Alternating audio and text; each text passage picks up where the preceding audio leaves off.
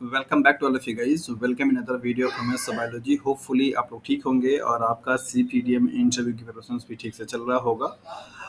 कई सारे mock interview में जो मैंने कंडक्ट कराया उसमें कुछ सवाल पूछे गए थे जिनके सवाल के आंसर्स कैंडिडेट्स के से नहीं मिल पाए और उन्होंने कमेंट किए और मैसेज किए, रिक्वेस्ट किए कि सर इन सवालों का जवाब अच्छे से एक्सप्लेन कर दिए ताकि आगे के लिए हमारे लिए ठीक रहे। तो आज की इस वीडियो में हम बात करने वाले हैं कि ऐसा क्यों है कि डीएनए पॉलीमरेज को प्राइमर की रिक्वायरमेंट है जबकि आरएनए पॉलीमरेज को ऐसा नहीं है। जबकि दोनों की जो केमिस्ट्री है, दोनों का जो प्रोसेस है, मैकेनिज्म है, देखने में सेम लगता है। तो अगर आपका भी ये सवाल अभी अनसॉल्व है तो आपके लिए ये वीडियो है और इस वीडियो में हम लोग कोशिश करेंगे कि क्या बायोकेमिस्ट्री है और क्या केमिस्ट्री है इसके पीछे का, कि क्यों डीएनए पॉलीमरेज को प्राइमर की रिक्वायरमेंट है जबकि आरएनए पॉलीमरेज को नहीं है। सो स्टार्ट करते हैं। और स्टार्ट करने से पहले यहाँ पे जानना ये ज़रूरी है कि डीएनए और आरएनए पॉलीमरेज की जो केमिस्ट्री है वो कैसे सिमिलर है। जैसा कि आप यहाँ पे देख पा रहे होंगे कि जो डीएनए पॉलीमरेज है उसका भी जो दैट इज़ एक्टिव साइट है, यहाँ पे भी आपको मैग्नीशियम डाइवेलेंट आयन दिखाई दे रहा है, यहाँ पे भी आपके एस्पार्टेट दिखाई दे रहे हैं। आरएनए पॉलीमरेज में भी आपको मैग्नीशियम डाइवेलेंट केटायन दिखाई दे रहा होगा, एस्पार्टेट दिखाई दे रहा होगा। ऑलमोस्ट लगभग दोनों की जो केमिस्ट्री है वो सेम है। जैसे डीएनए पॉलीमरेज भी आपका 5 प्राइम टू 3 प्राइम डायरेक्शन में काम करेगा, डीएनए आरएनए पॉलीमरेज भी उस तरीके से ही काम करेगा। ये यहाँ पे आपका टेम्पलेट डीएनए स्ट्रैंड है, ये यहाँ पे इसका that is template DNA strand है, ये ग्रोइंग स्ट्रैंड है, ये भी इसका क्या है, ग्रोइंग स्ट्रैंड है, राइट। तो यहाँ पे हम लोग देखेंगे कि सबसे पहले ये जानना जरूरी है कि डीएनए पॉलीमरेज को प्राइमर की रिक्वायरमेंट क्यों है। अगर मैं आपसे सिंपल एक सवाल पूछूं कि जो भी कोई डीएनए की स्ट्रैंड यहाँ पे बन रही है इस टेम्पलेट का कॉम्प्लीमेंट्री, तो इसका जो पहला बेस पेयर यहाँ पे सिंथेसाइज होगा उस बेस पेयर में नंबर ऑफ फॉस्फेट कितने होंगे, मोनो होगा या ट्राई होगा। तो आपका आंसर क्या होना चाहिए, और यही सवाल मैं आपसे आरएनए के लिए पूछूंगा तो आंसर क्या होना चाहिए।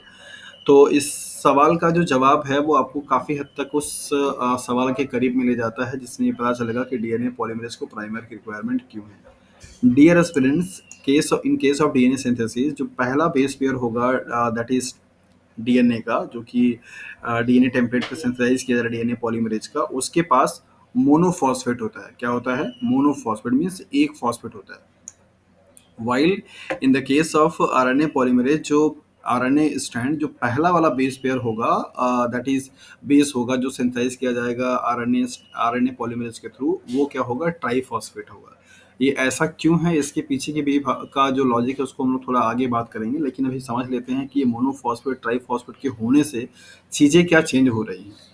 यहाँ पे सपोज ये पूरा प्राइमर है, यहाँ से लेकर के यहाँ तक का ये पहला बेस पेयर जो भी आने वाला है यहाँ पे, जो कि ऐड होगा यहाँ पे, और ये डीएनए पॉलीमरेज का पूरा आपका ये पूरा साइट है दिखाई दे रहा है। इसके साइड पे एस्पार्टेट होते हैं अमीनो एसिड्स, तो यहाँ पे दो मैग्नीशियम डाई कैटायन का जो आयन है वो होता है और इन दोनों डाई कैटायन का बहुत एक्टिव रोल होता है। सबसे पहला चीज तो यहाँ पे एक केमिस्ट्री है जिसको आप बोलते हैं that is nucleophilic attack. Nucleophilic attack, nucleophile का मतलब क्या होता है? Nucleus loving. न्यूक्लियस लविंग का मतलब क्या हुआ? Nucleus loving. न्यूक्लियस पे चार्ज कैसा होता है? पॉजिटिव। और पॉजिटिव चार्ज किससे लव करेगा? That is negative. मतलब जो भी कोई साइट जहाँ पे कि आपका नेगेटिव आयन होगा वो बहुत ही अच्छा न्यूक्लियोफाइल कहलाएगा, या न्यूक्लियोफाइल को अटैक करने वाला मॉलिक्यूल कहलाएगा, राइट। तो जैसे अगर हम लोग यहाँ पे बात करते हैं OH आयन का, तो OH आयन क्या है? That is the negative ion होता है और ये नेगेटिव है। इसका मतलब कि अगर कोई पॉजिटिव चार्ज वाला पार्टिकल होगा उसको बहुत तेज क्या करेगा? ये अट्रैक्ट करेगा। तो जो भी प्राइमर होते हैं उनके थर्ड प्राइम पे जो ये हाइड्रोक्सिल ग्रुप होता है दैट इज OH आयन, ये एक तरीके का न्यूक्लियोफाइल साइट है, बहुत ही अच्छा। और इस न्यूक्लियोफाइल साइट पे क्या करता है? मैग्नीशियम जो डाइवेलेंट कैटायन है ये क्या करता है? अटैक करता है। इसकी जरूरत क्यों पड़ रही है इसको यहाँ पे समझते हैं। ये दोनों दो जो आपके मैग्नीशियम डाइवेलेंट कैटायन हमें होते हैं, इनका दोनों का अलग अलग रोल होता है। सबसे पहले वाले का काम क्या है कि जो OH ग्रुप से H होता है उसको क्या करता है? ड्रॉ कर लेता है। तो यहाँ पे OH था, अब ये सिर्फ O बचा, तो O जो होता है ज्यादा और नेगेटिव हो जाता है। दैट मीन्स OH के कंपेरिजन में ओ नेगेटिव जो होता है वो ज्यादा न्यूक्लियोफाइल का काम करता है, मतलब वो और अच्छे से पॉजिटिव चार्ज क्या करेगा? अट्रैक्ट करेगा। तो दूसरा वाला जो आपका मैग्नीशियम आयन होता है ये इस पे न्यूक्लियोफिलिक क्या करता है? अटैक करता है। तो एक मैग्नीशियम डाइवेलेंट कैटायन का काम हुआ कि OH के H को ड्रॉ करना और अच्छा उसको एफिशिएंट न्यूक्लियोफाइल बनाना, और दूसरा मैग्नीशियम जो आयन होगा वो क्या करेगा? उस पर अटैक करता है। अटैक क्यों कर रहा है? जरूरत यहाँ पे ये है कि जो भी अपकमिंग न्यूक्लियोटाइड आ रहे हैं वो कैसे हैं? ट्राइफॉस्फेट है। कैसे हैं? ट्राइफॉस्फेट मतलब 3 फॉस्फेट है। जबकि जो न्यूक्लियोटाइड स्ट्रैंड सिंथेसाइज होती है उनमें सब के सब कैसे होते हैं, दैट इज द मोनोफॉस्फेट की फॉर्म में, मीन्स एक फॉस्फेट की फॉर्म में होते हैं, राइट।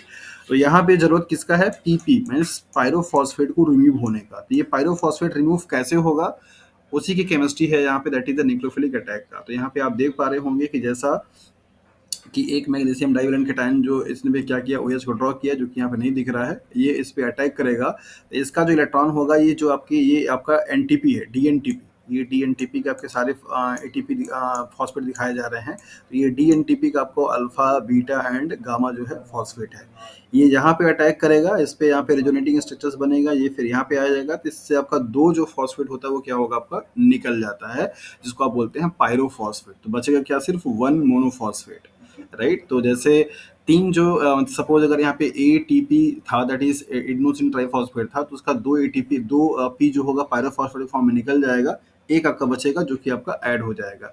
तो अब ये जो सीक्वेंस थी, मतलब कि इस पहले वाले न्यूक्लियोटाइड के दो फॉस्फेट को रिमूव करने के लिए यहाँ पे जरूरत किसकी पड़ी, इस OH आयन की। और ये OH आयन ने क्या किया था, यहाँ पे अटैक किया हुआ था उस फॉस्फेट ग्रुप पे, ताकि ये दोनों इसका निकल सके और एक फॉस्फेट जो है आपका क्या हो सके, वो ऐड हो सके न्यूक्लियोटाइड में।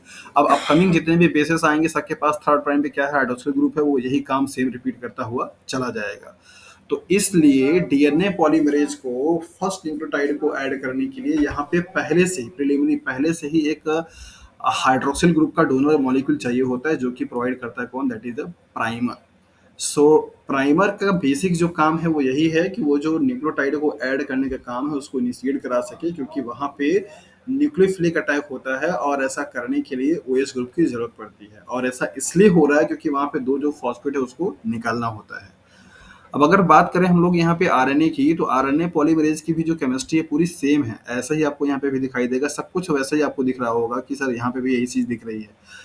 आपको ध्यान में ये रखना है कि यहाँ पे जो पहला वाला आपका बेस जुड़ता है आरएनए के केस में, दैट इज आरएनटीपी, वो आपका जो होता है उसमें ट्राईफॉस्फेट होते हैं। तो ट्राईफॉस्फेट में चूंकि वहाँ पे कोई फॉस्फेट ग्रुप को अटैक रिमूव करने की जरूरत नहीं है, और इसलिए वहाँ पे पहले से ही कोई प्राइमर की रिक्वायरमेंट नहीं होता है न्यूक्लियोटाइड अपन। और आपको मालूम है कि आरएनए पॉलीमरेज क्या करता है, एक स्पेसिफिक सीक्वेंस जाकर प्रमोटर पे क्या करता है, बाइंड करता है।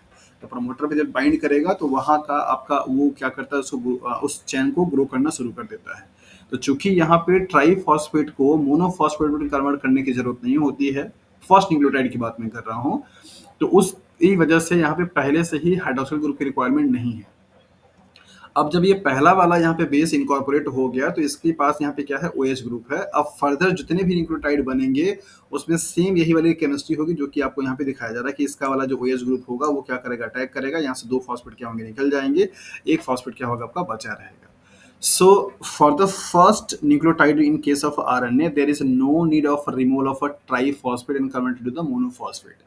ऐसा नहीं होता है यहाँ पे कि आपका वो ट्राईफॉस्फेट जो है मोनोफॉस्फेट में कन्वर्ट हो जाए, वो ट्राईफॉस्फेट के फॉर्म में बचा रहता है। आपके मन में ये सवाल आ रहा होगा कि ऐसा क्यों है, अगर डीएनए के केसेस में मोनोफॉस्फेट की जरूरत है तो फिर आरएनए के केस में क्यों नहीं। आपको मालूम है कि आरएनए पॉलीमरेज से बनने वाला जो आरएनए होता है ये बहुत ही शॉर्ट लाइफ ड्यूरेशन का होता है। और आपने पढ़ा है, आपने अगर पढ़ा होगा कि दैट इज आरएनए प्रोसेसिंग में जब 5 प्राइम पे कैपिंग की जाती है, तो कैपिंग के प्रोसेस में आपने देखा होगा कि आरएनए का 3 फॉस्फेट ग्रुप होता है, अल्फा बीटा गामा, और उसका एक फॉस्फेट ग्रुप निकाल करके फिर डीएनटीपी का 2 फॉस्फेट निकाल करके तब जाकर के क्या होता है, ऐड होता है। तो ये जो ट्राई फॉस्फेट होता है वो उसको एक तरीके का रिकॉग्निशन साइट देता है कि यहाँ पे 5 प्राइम पे कैपिंग करनी है।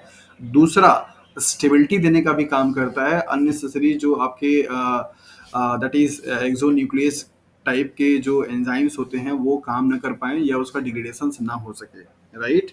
तो जबकि डीएनए के केसेस में ऐसा नहीं है, डीएनए आपका चूंकि सिंथेसाइज हो रहा है और वो लॉन्ग चेन में होता रहता है, उसकी लाइफ बहुत ज़्यादा होती है और उसमें पेयरिंग हो जाती है, तो इसलिए उसको दिक्कत नहीं होती। जबकि यहाँ पे ये सिंगल स्टैंडर्ड रहता है और इसकी लाइफ बहुत ही शॉर्ट होती है और उस बीच में इसको डिग्रेड होना मतलब ये होता रहता है, तो उसको बचाने के लिए यहाँ पे ट्राई फॉस्फेट का होना ज़रूरी होता है।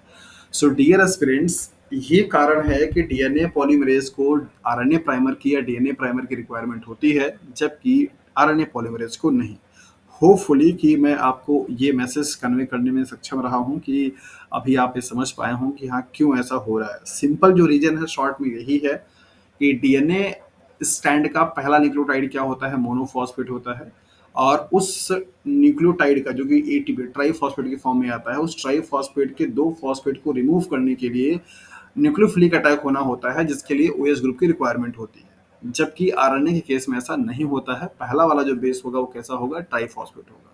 सो होपफुली कि अब इसका आप आंसर अच्छे से दे पाएंगे। अगर आपसे इंटरव्यू में पूछा जाता है या आप कहीं टीचिंग करते हैं, कहीं पढ़ा रहे हैं, तो वहाँ पे भी अच्छे से आप आंसर कर सकते हैं। So thank you for watching this video. अगर अब भी आपको कुछ डाउट रह गया है इस सवाल के आंसर्स में, तो डेफिनेटली आप कमेंट करके पूछ सकते हैं।